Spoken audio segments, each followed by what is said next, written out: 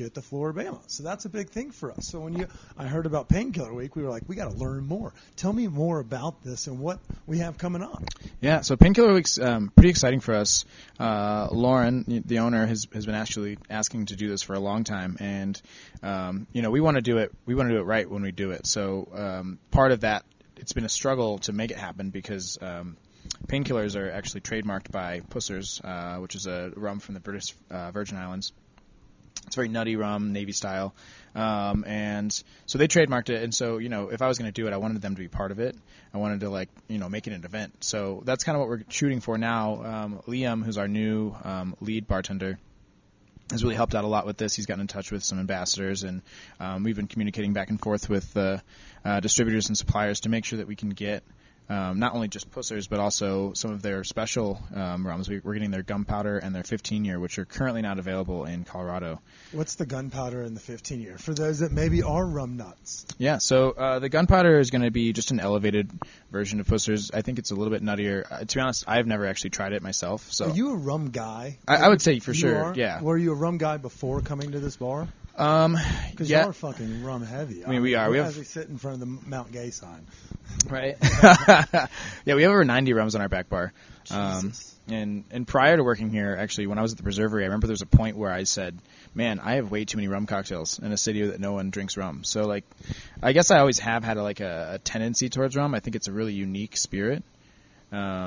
I feel like there's that everyone assumes, it's Sailor Jerry's or Bacardi 151, that shit we drank with Coke when we were back in college or back in high school or coming out of those phases of, mass drinking. But once you there's a lot more depth and flavor and, character even when it comes to a rum when you think about it, especially when you kind of go from that, I don't drink, I don't even know what the next level up would be, but once you get into those more spiced ones, those more intricate ones or even higher price points, you find that there's a little bit more complexity there, and you're like, oh shit, I don't actually hate rum, I just hate shitty rum.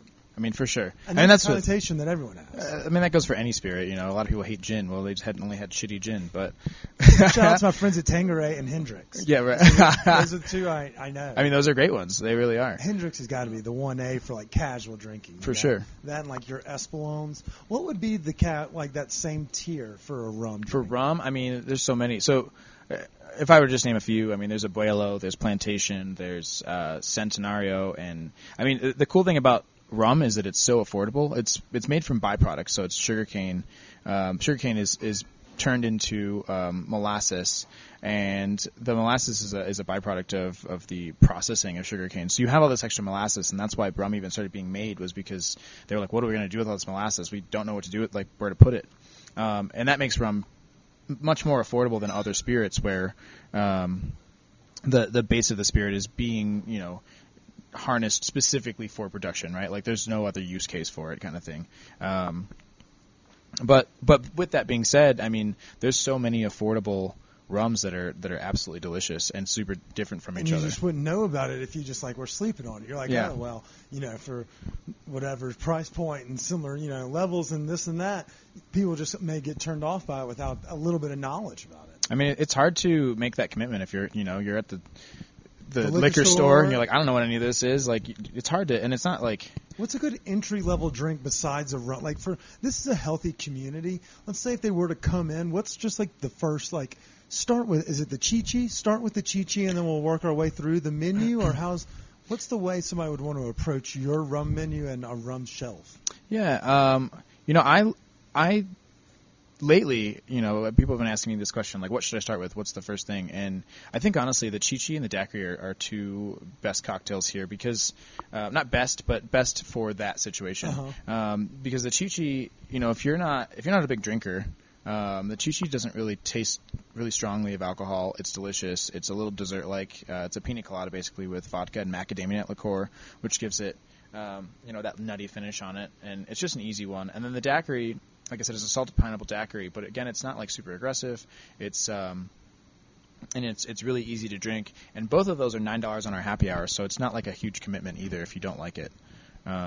Yeah, and I feel like y'all have a sleeper happy hour, and we're going to dive more into the menu. But before we do, I literally just read on liquor.com, we were just kind of in our food recipe group, they were talking about how the Jungle Bird is your new favorite rum drink. And I know that y'all have one, and we've kind of been doing, it's Tiki Tuesday. We've been hitting up different tiki bars around not only Denver, but Louisville and around the metro, I should say. And we're just, y'all have such a distinct cocktail list. What's one of the ones, like, that somebody wouldn't expect to be on the menu? Like, come in here and be like, let us fucking wow you. That's not on the menu. You got any sleepers that maybe folks don't know about? That isn't on the menu? Or that isn't, like, regularly, excuse me, not on me, not regularly thought of or ordered all the time. Yeah, well, so actually my favorite cocktail on the menu right now is our Dirty Dan's Mullet Colada. Tell me about this. It's going to have some chocolate in it, I'm guessing, for the It does have, yeah. Okay. So I actually won a competition with this where the final stage was you have to use a secret ingredient, right? And the secret ingredient ended up being a mole jalapeno syrup.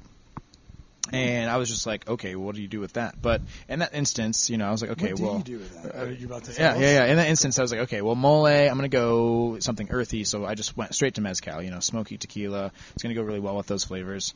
And then, and I also, was working here at the time, and I was like, you know what? I'm also gonna do something tiki with it. And I was like, fuck it, let's do a Pina Colada. So what we ended up with, just fast forwarding, is a mole Pina Colada with mezcal, a little bit of rum still in there just to give it some of the sweetness and also some oaky notes, because I thought that the oak would go really well with those flavors as well. And then otherwise, Fernet, which gives it a bit of a minty darkness, and then you've got the normal Pina Colada ingredients, pineapple and coconut. And one thing that I like to do with all my Pina Coladas is add grapefruit juice. It cuts the sweetness, gives a little bit of balance. But that's our Dirty Dan's Mullet Coladas, all of those things. But the Mullet Syrup, Dirty Dan, it's actually a SpongeBob reference. There's an episode where they're arguing over like who's Dirty Dan. It's Dirty Dan and Pinhead Larry, and he's like, I'm Dirty Dan. They just keep going back on it. But I kind of regret asking that question because now I feel like I've shown my true colors. I used to watch SpongeBob fairly often growing up, but fuck, now you're missing out. I feel like an old. You should check out just Google the Dirty Dan scene. Yeah, Dirty Dan scene. Well, you have to, how I said that, you'd have to do Dirty Dan scene, not Dirty Dan scene. Yeah, sorry, I'm high. I mean, you could get some interesting things coming out of that. Yeah, that right? is true. You could get SpongeBob Dirty Dancing. For sure. And then the mole syrup is pretty cool. We actually make the mole syrup from scratch. It is Mexican chocolate with black peppercorns, cayenne, poblanos, and then raisins. And we just blend it all in a Vitamix with a little bit of sugar, and it's so delicious, actually.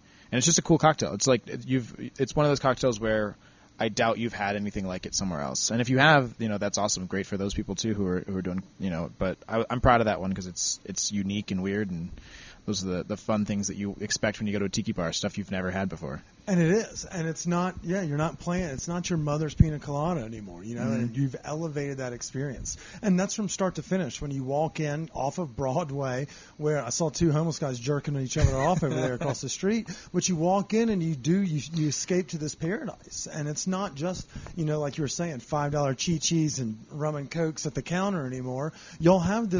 You'll revamp the kitchen menu as well. And I don't know if we're going to give Lauren credit for that as well, because whomever chef is in the back is doing exceptional work. And, I think I highlighted it a couple of weeks ago for my best bite when I came in here. I actually met Lauren that night just in passing. But we kind of wanted to know a little bit about where these menu items came from, because the creativity in the front of house, it has to be matched by the back of house, otherwise the whole thing does not kind of row together. So let's dive in a little bit. Tell our friends it's not just fucking smoked pineapple on the menu. There's actual dank ass food too. Yeah, where would this come from?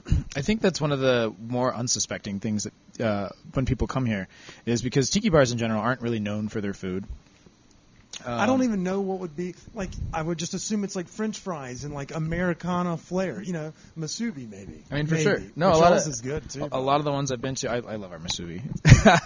But a lot of the tiki bars I've been to, the common things are usually fried items with like, some sort of sweet sauces. You get, coconut shrimp and French fries, like you said, and a lot of those things. And we have those things as well here.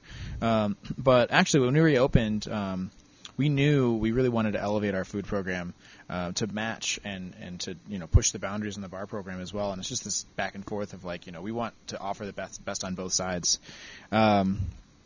And Tyler Critchfield, he was our chef at the time. He's since moved on, and we knew he was just kind of he was in here temporarily. He was placeholding. Yeah. But he actually designed our current menu, and he really wanted to go for shared plates and large format, and which is perfect because on the bar side that's exactly what we're doing. We're doing a huge cocktail menu, and then we've got a bunch of punch bowls all aimed at sharing, and so it's a really shared experience when you come here. And all of our booths sit 5 to 6 people. We have tons of. It is. It's perfect for double dates or group gatherings like happy hours or pre-gaming or even having dinner here and then hitting up the bar just running down Broadway, because everything you have is an interesting angle to take. It plays for 2 or it plays for 5 or 6. Right. What was but how did you create the menu items for it? Because those are pretty fucking unique. He did it, and like I said, he did a great job. It's interesting because we're a tiki bar, and so there's a lot of people out there who will pigeonhole us into an idea of what that means. To them, that means Hawaiian food, and then they expect food from Hawaii. But tiki is really it's a vibe, brother. It's a vibe, yeah, it's a and it's just pulling things from island culture, right? Like it's a generic term, I feel like, really. And so, and I think Tyler, really took some liberties with that. So, Kahlua Pork is something that is often seen in Polynesian culture. It's just a type of pork, usually smoked in banana leaves with like a sweet and sour or something. And I think he's like, hey, let's we've been doing Kahlua Pork a long time. Let's fuck it up and do pork belly instead. And then he made that gochujang vinaigrette. And let me tell y'all about this. For those that are in Denver, so they pan fry these pork bellies, and then they, toss them or glaze them in a gochujang vinaigrette. Y'all, it's got this sweetness that's it kind of feels like it's caramelized on the outside of the pork belly, but it's actually, it could have been dressed after. And then in the bowl, if you just order just the pork belly, it kind of sits in a small little grave of some more of that sauce. And it's got a little bit of the saltiness and then there's a little bit of sweetness, you want to party a little bit. And you eat that whole thing and it just kind of breaks up on its own when you just take a bite of it on your tongue. Oh, it's great lube. I would put it on anything from an asshole to any piece of food. I would eat it up. It was so good. That's why I was like, all right, we got to talk to y'all. We got to figure out what the fuck's going on. This is revolutionary. It's for sure one of the, I think, best dishes on our menu. I love our pork belly. But y'all, it's kind of it's not necessarily zigging when other folks have zagged. It's just kind of, it's elevating, but also kind of looking at it from a different angle. Play a little bit off of this culture and a little off of this culture, so you get some of everything. And that's what I love about it, and I've really been trying to, with every chef that we've had in here and that I've worked with, I'm like, yo, just don't, do what you want to do. Just keep it island culture and so on. And so now actually we have a new chef, Dalen, and she is probably one of my favorite chefs I've ever worked with. She's a sweetheart. She's very talented from both a cooking perspective and a management perspective, and she's taken Tyler's menu, and I feel like if anything, she's just improved on some of his dishes. And right now where she's at, she, we're just trying to get the kitchen just dialed in. We just want to be right where we need to be, and then we'll probably have a new menu that she'll launch out. Probably closer to the fall. And that's kind of, you don't want to be complacent or but or just play the hits. You want to kind of get creative. We like to get stoned and cook with a bunch of different ingredients all the fucking time and see what comes out. Some plays and some do not. But that's what you definitely want to do. Different ingredients for different times of the year and things of that nature. But y'all are just coming back out of the gates. Y'all have only been open again for a month, so not everyone knows that y'all even have this fire. I didn't know. Well, we opened up in March. Same thing. Yeah. What is this, July? That's fairly it's still a couple months, 4 months. But it is, and I said this just last week, actually. Last year, right before the shutdown, we were getting into it. We were in a groove. Yeah, we were in a groove. Things were going really well. I was like, oh my God, I felt like I could breathe every day. And then, you shut down, you reopen, you get some staff who comes back. We had actually a decent amount of our staff come back. But then you got to start from scratch on everything else. What are the new terms of of the world, and what are the like how do we seat people? Like how do we have how many people can we have on staff? What was that like? How was it? I mean, we've asked this question to 80, 90 guests since the pandemic. How was it for y'all at Adrift? It was pretty fucking nightmare. It was pretty crazy for us. I mean, I had a week off, and I remember on day one I had a conversation with Lauren, and I was like, hey, what if they were to do like to-go cocktails and let us sell that? That'd be so